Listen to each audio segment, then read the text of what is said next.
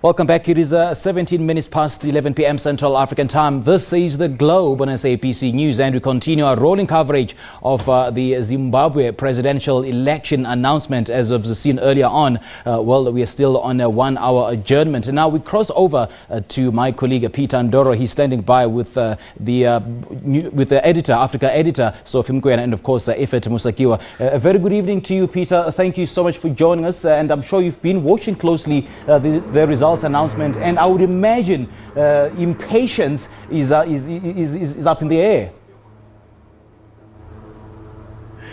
Simpiwe, thanks very much indeed for coming to us. Yeah, it's a bit chilly this evening, but I can tell you that a lot of people, depending which side of the equation you are feeling the temperatures rise or lower. I don't know, but yeah, the first set of results, 9 out of the 10 provinces have been announced by the Zimbabwe Electoral Commission, and to help us try and unpack what they mean before we get the final results, I'm now joined by our foreign editor Sophie Mokoena and also our Harare correspondent Ephert Musekiwa. Thanks very much for joining us. And let me start with you, Ephert, because you've been covering this story for some time. You've been our man on the ground as it's been unfolding. Were there any surprises in the results so far? Yeah, I think Matabeleland region is the biggest surprise for me. I would have thought the opposition would do better there, but surprisingly, actually, ZANU-PF got 1 out of the 2 Matabeleland provinces, and the one that the opposition got, the margin wasn't as great as I would have imagined. Sophie, your initial thoughts?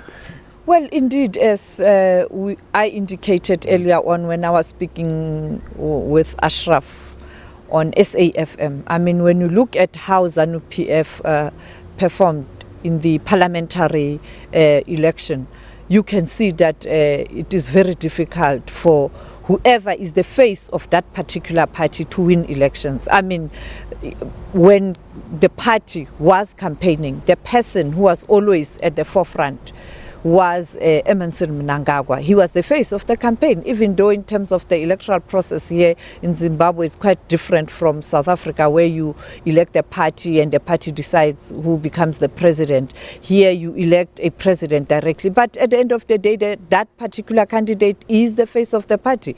And if that candidate, people don't like that candidate, or the candidate is not convincing, there's no way the party can perform well. When the party performs well, it's because of the face of the party. And I think even though perhaps in terms of percentage it might not be the same, but yeah, you can see the trend. So, Ephert, talking about the face, do you think that what happened in November last year changed the fortunes for ZANU-PF? We don't know what the final result is, but it looks like they've done really well.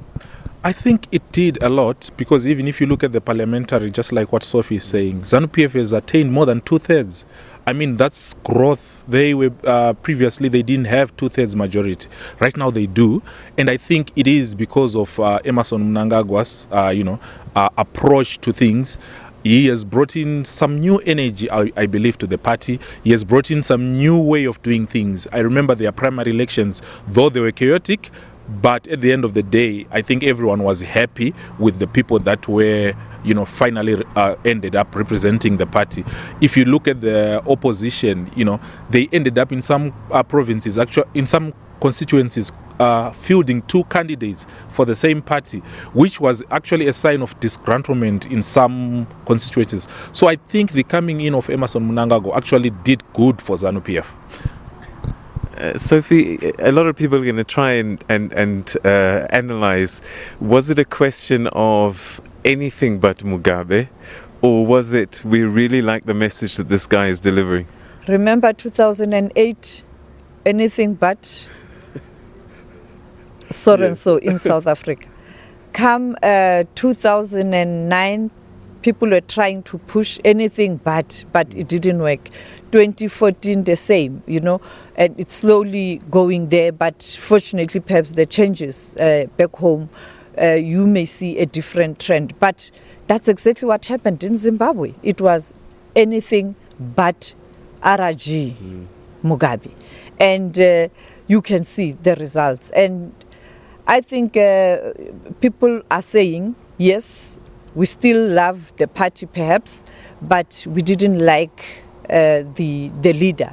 I mean, we want a new leader. And that was the message from those who were supporting ZANU-PF. And that played itself in terms of the voter turnout. When you look at the voter turnout, it has gone up. It means some of those who were supporting ZANU-PF decided not to vote in the past elections because they liked the party, but they didn't like the leader, you know.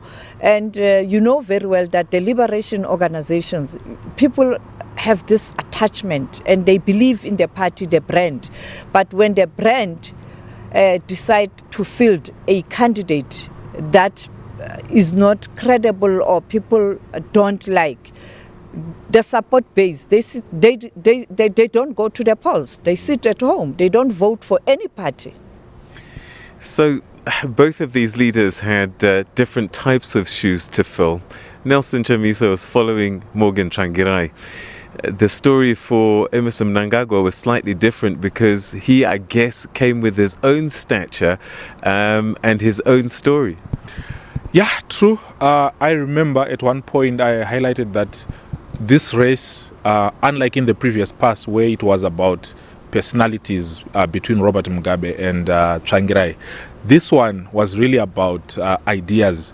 You see, I think the biggest weakness for the opposition was that Nelson Chamisa, at every opportunity, he would invoke Morgan Tsvangirai, bring back the past. Whereas Emmerson Mnangagwa was actually trying to run away from anything that was, related to Robert Mugabe. So really, I think that in itself alone actually brought the difference in the dynamics of how these two political parties actually went into this race and presented themselves to the people. And I think it also brought in, that vigor for the ZANU-PF and some of the results that are already showing that, it brought new life to ZANU-PF. Sophie, this is a story that you've been tracking as well for some time. And I just wonder, when you look back now, what do you remember as some of the key moments that has led us to this point? Well, I remember very well when Ephert called me and said, Sophie, change is coming in Zimbabwe in terms of what is happening on the ground. At that time, it was when the former First Lady Grace Mugabe attacked the generals and senior leaders of ZANU-PF. I remember at some point in time, it was at a rally, even head of communications, or you call it a permanent secretary in the presidency for communication, George Charamba, being a victim of that. And he said to me, trouble is brewing in ZANU-PF. Something must give. And later on, I remember I was on my way to Addis Ababa during the AU summit. He said to me, the former president of South Africa is here in Zimbabwe. He's meeting with former President Mugabe, and I'm told the meeting will also involve the former the generals. And we have since discovered that it was during that time where it was tense within the ZANU-PF, and Mugabe on Sunday saying that at that meeting he indicated to the former president that he would want Dr. Sekeremai to be his successor, when people were saying it's Grace Mugabe. But on the ground and in the party, the view was that it looks like the former First Lady wants to take over. And he didn't help the situation either in terms of how he was conducting herself and, the language, And I think we then, later, the coup, or not the coup, clearly we have been covering the story extensively. Ephert, when you look at the whole country, the country in totality, there are strongholds, but it seems as if the strongholds for the opposition perhaps are not as many as before. And as we go into this last province, this last result, where is Chamisa going to have to get the results? Is it likely that he might get the numbers? That's a tough one, Peter. But you see, the remaining province is Mashonaland West. This is a rural province predominantly, and it is also a ZANU-PF stronghold. This, I do not see Nelson Chamisa getting this province. As we currently speak, out of the 9 provinces, he got 4. He got Harare, which was obvious. He got Bulawayo. He got one of the Matabeleland provinces, and he also got Manicaland. But if you look at the difference in Manicaland, it's just about 4,000. And really 4,000 is not much. If he was to make ground, he should have received more. But I do not foresee him getting much from Mashonaland West. It's predominantly a ZANU-PF stronghold. It is. I know it is the home ground or the home province of the former President Robert Mugabe, but still we know it as a ZANU-PF province. It is predominantly, even if you look at the parliamentary results, the whole province went to ZANU-PF. MDC did not get much from that province, and I do not see Nelson Chamisa as the presidential candidate receiving much from that province as well. Sophie, the international community is watching this, and they've been watching this race for some time now. Both candidates have travelled overseas, made appearances there, and perhaps the international community might have made up their mind even before Zimbabweans had a chance. What are your thoughts about who was more convincing abroad? Well, truth be told, you recall that Nelson Chamisa visited the US, and that trip backfired big time. He went to London. Looks like he was not able to convince the investors. You'd recall the interview he had with a broadcaster in the UK.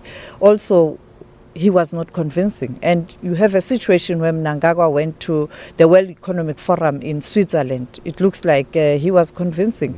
And then he went to the AU summit, also the AU accepting the changes in Zimbabwe.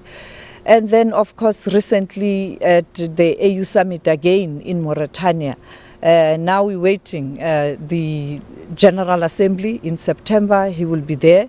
Whoever has won, whether Changarai, Chamisa or Mnangagwa, and at that platform, whoever is the president will have to convince the international community that he's ready to change Zimbabwe. All right, final thoughts from both of you in terms of what happens next. Let's assume, given the numbers that we've seen now, that in probability it may be a Mnangagwa victory. What happens tomorrow morning? Well, I think it's a continuation. You see, the country is divided. You have the rural voters who really showed their support for ZANU-PF, but all the eyes are on Harare. And you have got already the opposition supporters who showed their disgruntlement in Harare. So I predict a mixed reaction from the different sectors or from the different parts of the country. In the cities, you'll have a subdued, both Harare and Bulawayo, people will not be so happy or will not be celebrating as much as those who in the rural areas who will be celebrating. So it will be very much a tale of two sides. It will be mixed. Well, I think the two leaders must work together to unite the Zimbabweans. The Zimbabwe problem is not a Zimbabwe problem, it's a SADC problem. The two leaders must work together. Whoever wins must reach out to the loser. The loser must be willing to assist whoever wins to build the country. It's about ordinary people. It's not about leaders, it's about ordinary people. And I think they have a huge responsibility to unite Zimbabwe. In terms of Chamisa, I mean, he's young and he can contest if he doesn't win. If he has won, he can continue to bring those changes. But I think they have to work together. What transpired yesterday is bad. It's bad. And I think both sides must take a blame, starting with the opposition, taking people to the streets.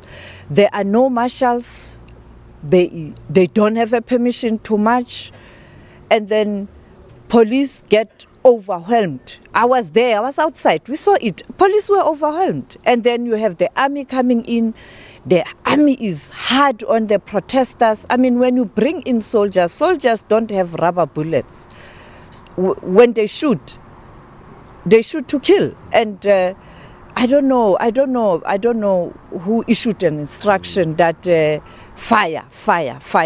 So I think they have to undo this damage in the eyes of the international community for the sake of ordinary Zimbabweans to have a better future. All right, so both of you, thank you very much indeed, Ephert Musekiwa and Sophie Mokoena. And that's where we're going to leave it for the time being. Remember, there's still one province outstanding, and once that's announced, you will know who the president of Zimbabwe will be for the next 5 years as Zimbabwe #Zimbabwe decides 2018. That's us from Harare for the time being.